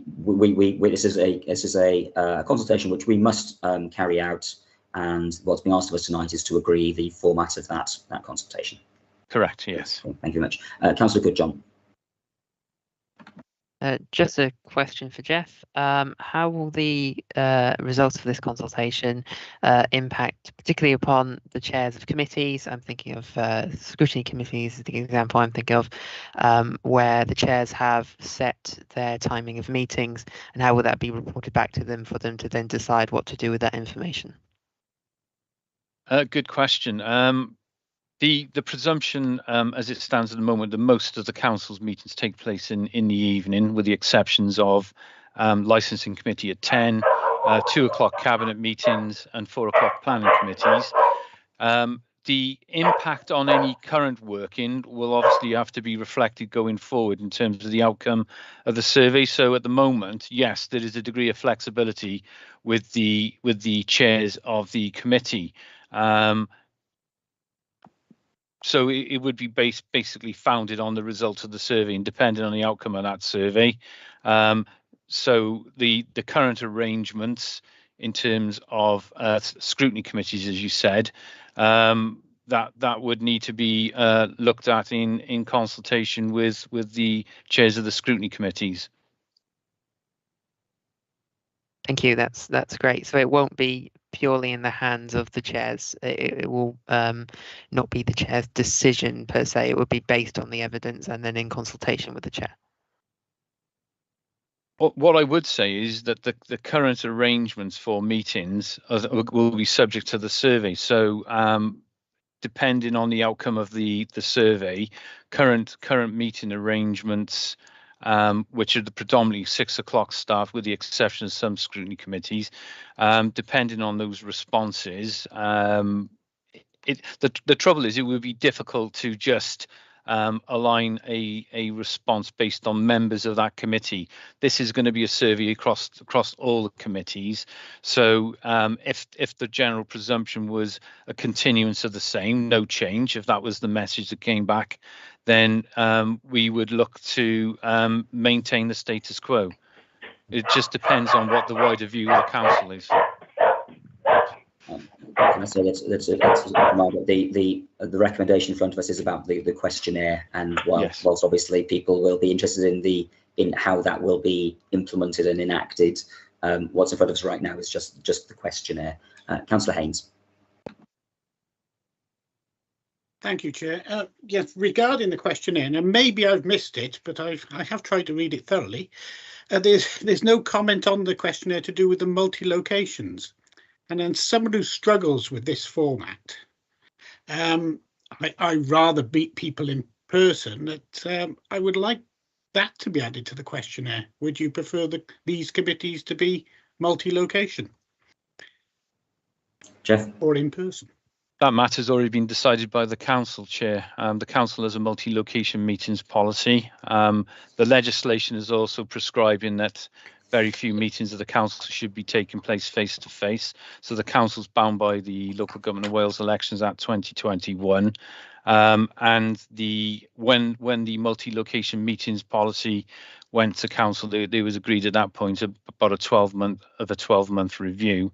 So that's one reason why there isn't a question in regard to the issue of hybrid meetings or remote meetings. Councillor Haynes, can we come back on that? Well, yes. Well, the statement in the original question of the, I can't get the 2 pages up at once, but you said it yourself, multi-location in your introduction. We're being asked to discuss that matter, and then it's not on the questionnaire. It's how can it be? How can we discuss something and whether it should be on the questionnaire if you're not willing to put it in the questionnaire? Can I ask Jeff, as Democrats, obviously the council approved a multi-location meeting policy in April 2022. That predates the election and the new cohort of members who are being asked on their opinions on times and lengths of meetings. Is there a way of including that question and paying attention to our legal requirements within this questionnaire? Well, the council policy was as I said, set in April with a 12-month review. We wouldn't have come up with a 12-month review. I acknowledge that policy was set prior to the last or most recent local government elections. Is it also worth sort of taking the temperature of members with regards to how they feel that's going in advance of that 12-month review? I'll be absolutely honest, I haven't given any thought to that. I'll be completely honest with you regarding that, because we are with the policy as it stands at the moment. So that's the reason why it's not a question whether members want to see more or less hybrid meetings. The legislation is quite specific, as indicated in the multi-location meetings policy. So if anything, that Welsh Government and the legislation is saying that it should be strictly only a few face-to-face meetings and not the majority. So they should be very much in the minority, and not an opportunity to revert back to prior to the legislation coming into effect. Okay, I don't know if others have a feeling on this, but we've been asked to consider the contents of this as a survey, and I think it would be helpful to have thoughts from members with regards to hybrid meetings. If we counter with the rest of the debate and see what other councillors wish to say. Councillor Marnie. Yeah, I was going to bring up, I think Jeff has mentioned it twice now, just in his last comment as well. Now, I realise the last full council meeting was a complete and utter technical shambles, to be perfectly honest with you. I mean, it's just embarrassing to the all concerned, I would like to think. But I didn't realise, and I'm going to follow your commentary, Jeff, and please put me right, that you're saying that all other meetings are going to be held like this. I just assumed that we were just on the verge of back in the council chamber or back in committee rooms. You're not seriously suggesting that every meeting we're going to have is going to be an impersonal mess. Well, not mess, that's going a bit strong, I'm afraid, such as this now. You're not seriously saying that your view is that the advice is or guideline is that we're not going to be, we should be in a committee meeting right now, quite frankly, as far as I'm concerned. And as regard hybrid meetings, I know you're kind of guided by legislation, all the rest of it. Hybrid meetings, as far as I'm concerned, somebody being remote is somebody who isn't feeling too well, a family emergency has cropped up, their car was broken down, maybe a child is ill or something like that. It's not a preferred method, as far as I'm concerned. It's for the one or two people who may find themselves in that situation on the evening. The other, 54, is it, or other 52 people should be in that chamber face to face. I mean, we had one Labour councillor in the other meeting saying, I'm not very comfortable meeting people face to face. Maybe they should have thought of that before they stood for council. So can you clarify that? Are you suggesting, or have I picked up it wrong, that meetings such as this is it for now on, or have I got that wrong? What I am saying to you is that the council approved back in April its multi-location meetings policy, and in that policy it clearly indicated, subject to a 12-month review, which meetings will be held hybrid. So I just want to set the issue of the last council meeting to one side, because the chief executive is already written to members to explain the technical issues with the hybrid meeting solution. And the other meetings of the authority would fall into the remote meetings category. So the legislation is so section 46 and 47, the Local Government Wales Elections Act, is basically setting out, and the subsequent pieces of legislation aligned to that, is that there should be less meetings held face to face and more through hybrid. So I respect the fact that members will want, in a hybrid meeting, the majority of members may want to turn into the building and attend in person. That there will be some members who choose then to attend the meeting through the virtual method. So that could be from home, from their workplace, if they're on holiday, for example. So that is the position of where we are. That policy was agreed by full council. I appreciate what Councillor Haynes is indicating, and yes, Councillor Haynes, when we do get back with the hybrid solution, the Civico solution, and as the Chief Exec's already indicated, we're going through some testing with some issues identified with the solution. And once we go through that regression testing, which is currently in hand, there'll be a move back to hybrid meetings. But the hybrid meetings are stipulated within the legislation what should be a hybrid meeting and what should be a remote meeting. So meetings of the council, planning, cabinet, they've all been listed will be a hybrid meeting. For all those other meetings, they will be remote meetings. Who decided that? I don't remember that being decided. So basically, we're stuck with this format for good. That's absolute nonsense. Surely if those are too lazy to come in or have a genuine thing, that's fine. They can be remote or hybrid.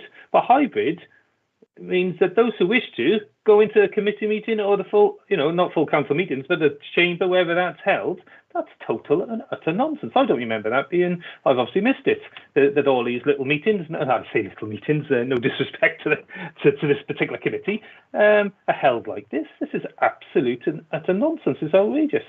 Well, it may be outrageous, Councillor. You may think it's outrageous, but it was reported in the papers, which was available for everybody to read.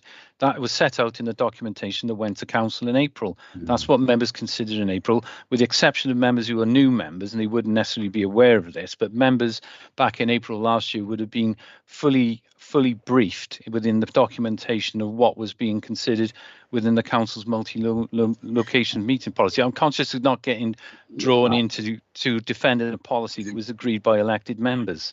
All right, I'm not sure we can go too much further down this rabbit hole. We'll come back to some of the points though in summary. Can I move to Councillor Hanks, please? Thank you, Chair. Jeff, I was just going to ask, if we go back to Civico, I'm aware that we had an email today. Will Civico always have the option of being hybrid, please? The Civico is the council's hybrid meeting solution, so it's not the same as the Teams meeting. So yes, Civico will be the hybrid meeting solution available to the council until time as the council determines otherwise. So we're not likely to ever have this meeting on Teams with Civico. As if it's I can't remember off the top of my head, apologies, Councillor Hanks, but if it's not listed in the ones that are hybrid, this meeting would be by remote means, yes. Okay. But it would be remote means on Civico. Sorry, yes, it would be. Yeah, it would be remote means. The Civico platform, when it becomes back into use, will be able to be hybrid, will be able to remote entirely. So you wouldn't necessarily have to use Teams. You will use the Civico remote platform for that. So we won't be swapping and changing all the time. Who would make the decision then? Say we've got Democratic Services and Jeff decides he wants to use Civico. Then you would choose that platform over Teams, and yes, we as members wouldn't have a choice. So we'd either not turn up to the meeting, or if it was hybrid, we could go into Barry. Yes. No, sorry, I think I need to clarify. Just remind, this is an item about a questionnaire, not about Civico. If you can answer, Jeff, that would be great. But I'd like to this point. Sorry, Chairman. As it stands at the moment, this is a remote meeting.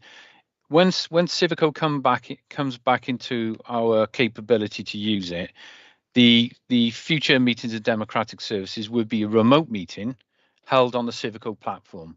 It would not be a hybrid meeting where you have the option of coming into the building and attending in person. Just wanted to be absolutely clear on that point. Thank you, Chair. Okay, thank you, Jeff.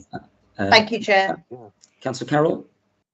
Thank you, Chair. I must admit I am very concerned about that, because it's the first time I've ever heard that about remote meetings being held in most cases and hybrid being reserved for use such as full council. I mean, I appreciate that this item is about a questionnaire rather than that specific policy, but I must say I've got section 47 in front of me and I can't see anything in there that lists the type of meetings that have to be hybrid versus those that have to be solely remote. It may be there's another schedule in the legislation or something which stipulates that, but if that is the legislation under which we have to work, first of all, I would be grateful if somebody from legal could come to the committee and explain exactly what part of the legislation is setting that out, or what interpretation of the legislation is causing the council to act in this way. And then secondly, if we are precluded from holding these meetings in person, or at least giving members the option of attending in person by legislation, then perhaps the authority needs to consider making representations to Welsh Government as to whether that legislation is fit for purpose and whether changes need to be made. Because I certainly was always of the impression that at some point in the future, all meetings would be held with the option of attending in person. I was never under the impression that committee meetings like this one we're in right now would forevermore be held solely virtually. And I think that would be hugely detrimental to the decision-making process if that is the case. And I think it's something that needs to be challenged. Thank you very much, Councillor Carroll. I'm going to go to, so Jeff, do you want to come back on that? I'm going to come back on all these comments in summary once everyone has spoken, but Jeff?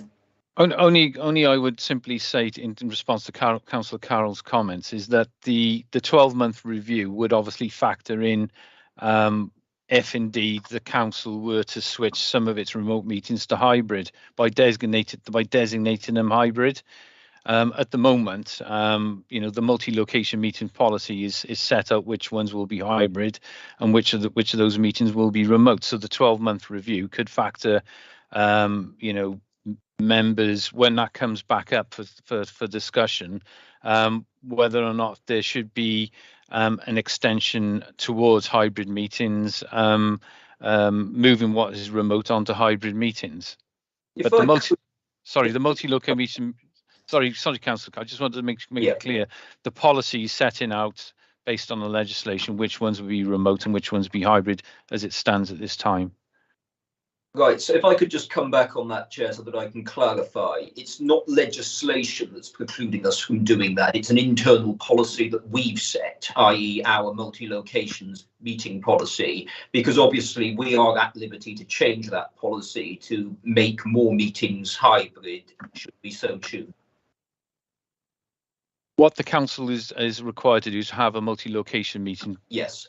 Based around the legislation, and what the legislation, the guidance has indicated which meetings should be hybrid. So council, cabinet, and planning committee, for example.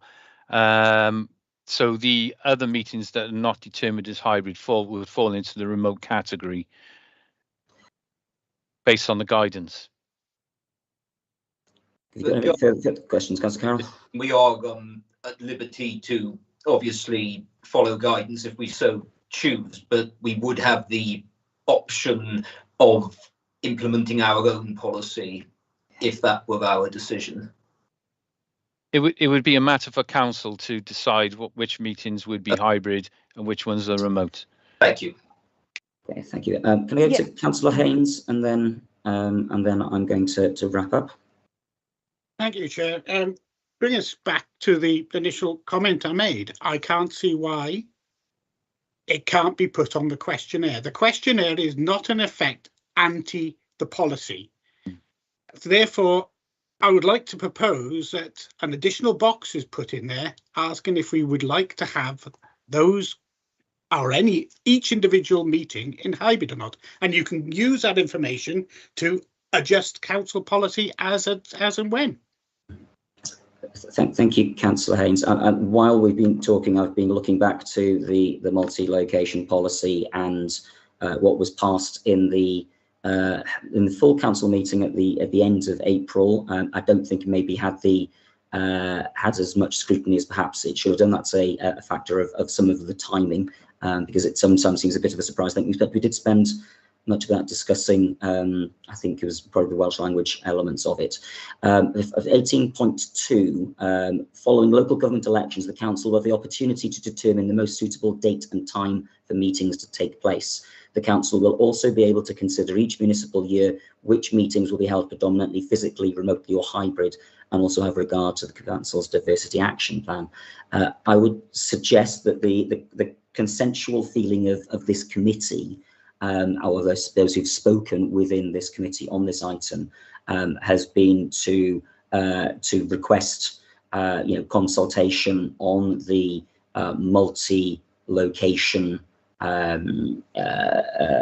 plan that we meetings policy that we have, and that presumably if this is being done in December to January, then it would be appropriate to be considering the adequacy and appropriateness of that policy and members' feelings on whether something should be physical, hybrid or remote, alongside the discussions that we're also having on time of meeting, length of meeting, etc. Because when else would you be having that discussion in a meaningful manner with members? I can see Councillor Thomas has got his hand up. Councillor Thomas? Yeah, it's just a point of information. My recollection of the discussion included the fact that with Civica we were purchasing a certain amount of time for hybrid meetings, and that the decision for the committees that were to be hybrid was related to the limited time that we were purchasing. I mean, it was so many hours per year, and that it was seen that if every committee went to hybrid, then we very quickly run out of hours. That's kind of my recollection. So, I mean, Jeff, yeah, Chair, if I could I'm just right. jump in there, the Councillor Thomas is quite right. That's one of the aspects, Councillor Thomas. Councillor Johnson mentioned climate, Project Zero. That's another issue that the council has to consider when they're considering whether to have hybrid or remote meetings. You know, there's all those factors that come into it, but the purpose of the multi-location policy was to address the requirements of the statutory guidance that has come in, interim statutory guidance. But these are open to change, and as you said earlier, you know, we will be asking members for their views. We will be reviewing the policy after 12 months. It's currently as it is because of the situation in relation to resources, Project Zero, etc. But we can review that document, and we will be reviewing it and taking on board all members' comments and making that final decision at council. So, you know, isn't the 12 months just about up? Sorry about it, Ian. Isn't the 12 months just about up if you said December to January? When it well, the policy decided, it seems to slip through the net. It's April. April was the policy. Yeah. Was agreed by full council. I'm stunned, to be honest. Sorry, Kevin, I'm speaking. This item is about the questionnaire that's regarding timings and times and lengths of meetings. I think there's been consensus from speakers, with maybe only one exception, that they would like more options on what is being done. Personally, I feel as an opposition councillor that scrutiny cannot be conducted well through remote means, and that we should be able to be in the room and actually have those debates and discussions. Now, that's a different comment to where this questionnaire is, but it's been moved by Councillor Haynes as a motion, and I will second it, that this questionnaire should be considering the multi-level, multi-platform policy, because this is the appropriate time, I believe, for it to be discussed, and that should be part of this questionnaire. So that's been moved by Councillor Haynes. I'm happy to second that. I don't know if we want to have a vote on that, or if anybody wants to speak against having that as a question within this questionnaire. Councillor Prothero? I disagree with it at this time. It's going to be reviewed in 12 months, and I'm happy for it to be reviewed in 12 months. That's all I want to say. Thank you, Councillor Prothero. Obviously, for timescale purposes, if we are debating when a meeting is taking place, and that's going to be part of this questionnaire, then for me it makes sense to have that all rolled up in one. I appreciate your position you've taken there. Are there any other comments? Do we want to have a vote on this in that case? And can I ask the Democratic Services Officer to have a roll call on whether this committee is recommending a question on the multi-locations meeting policy within the questionnaire? It'll be a matter for you, Chair, to decide whether or not a simple show of hands in favour of Councillor Haynes's motion recommendation. Additional one. I believe, Jeff, that we've already had somebody saying they'll be voting against it, so for me it would make more sense to have a roll call. Okay, if you want a roll call. Sorry, Chairman, I didn't quite appreciate what you're inquiring. So yes, if that's what you require, I can sort that out. Yeah. So I'm assuming there's no further discussion on the matter, Chair. So if that's the case, we'll take. There's no further hands raised. Okay. No. Okay. So the recommendation, as per the report, is to agree the survey with the inclusion of a question in relation to the council's multi-location meeting policy, and which meeting members would like to see hybrid in terms of physical, hybrid, and remote. Yeah, I think that requires an explanation of what physical, hybrid, and remote means in that context as well for members' clarification. Okay. Obviously subject to legislation, etc. Yeah. So those in favour of the recommendation with Councillor Haynes's additional question, could we start with the following members? So, Councillor Johnson. Yes, in favour. For Councillor Haynes. In favour for. Councillor Carroll. For. Councillor Goodjohn. Against. Councillor Hanks. Yes, for. Councillor Marnie. For. Councillor Prothero. Against. Councillor Thomas. Against. That's 5 for and 3 against, Chair. Thank you very much, Jeff. So the recommendation is moved with the amendment. So that's the end of that item. Thank you all very much for your attendance this evening. I wish you a Merry Christmas and Happy New Year, and I'll see some of you on Wednesday night. Good evening. No further items under part 1 or part 2. Thank you very much. Thank you. Good night. Thank you, Chair. Enjoy Good night, your all. trip.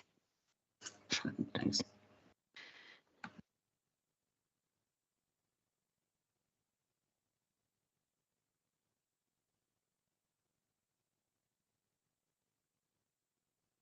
And are we concluding the recording and transcription? Thank you. Please bear with me a minute. I'm trying to get the live streaming off. Okay, thanks. Yep, no worries. So we still got Kevin.